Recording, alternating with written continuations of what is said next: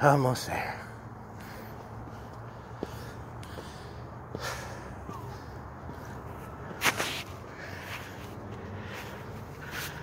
Whew. Now that's a hike and a half, boys and girls.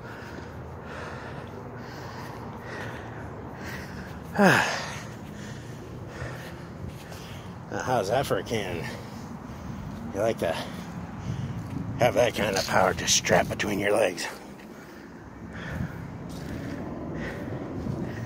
I mean, shit. That's the kind of thing they used to use on naval ships and fortified emplacements. I mean, yeah, they had high explosive shells for them back in the day, but man, most of the time those were used for beating down big walls or sinking enemy vessels. I could just imagine what the airburst high explosive shrapnel rounds would have done. But after the climb, there's the reward. I'd say it's worth it. I'd say it was worth every step of it.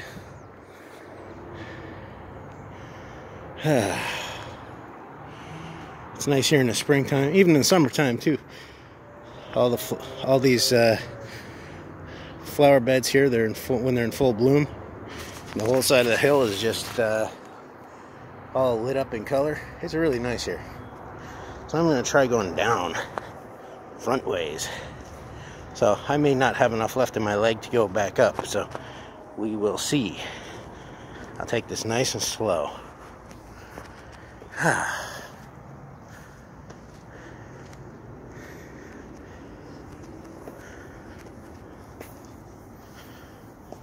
nice view. Excuse me, ma'am, can you jump up and down, please? Twice?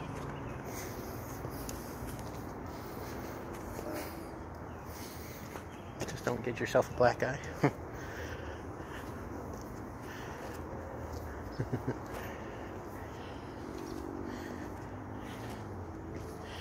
Yeah, it's getting close to June 1st, so they're actually going to have one of their historical reenactments here over on the, they used to do it on the front lawn there out by Centennial, out at the corner of Centennial Parkway and King Street.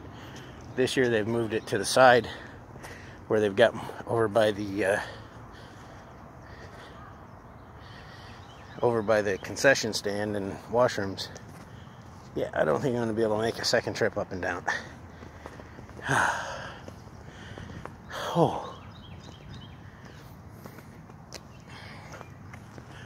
But yeah, I just went up and down, all that. Whew.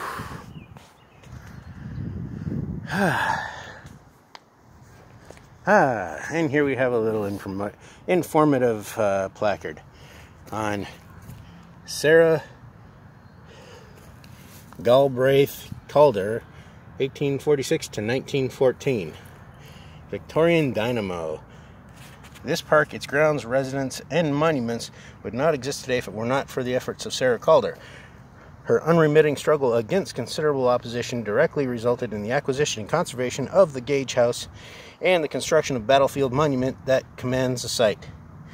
In what has become known as the Second Battle of Stony Creek, the grandfather of the original site occupant, James Gage, waged a 20-year battle to see her vision of an imposing monument on an imposing site come to fruition. In 1889, the Wentworth Historical Society began actively campaigning for a monument to mark the Stony Creek battlefield.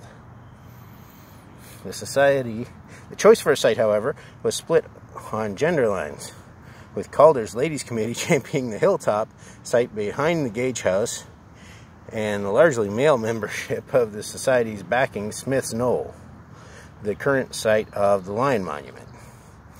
Calder's compelling nature, her watchword was it can be done, it must be done, and it will be done, led to the formation of the Breakaway Women's Wentworth Society in 1899. Its first move was to purchase the Gage homestead, with Calder personally assuming the mortgage, until it was paid by public subscription in 1909, after 2 decades of wrangling with the Wentworth Historical Society. Over the site and the federal government and over funding, Calder's vision went out on the 100th anniversary of the 1813 battle. The 33-metric Gothic Revival Tower was unveiled before the crowd of 1,500. The indomitable will of Sarah Calder had triumphed, and she died within a year. So she got her wave, boys and girls.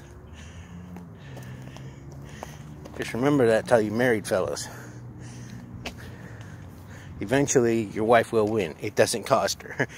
She doesn't care if it's the last thing she does. If she's hell-bent and determined, she's going to win.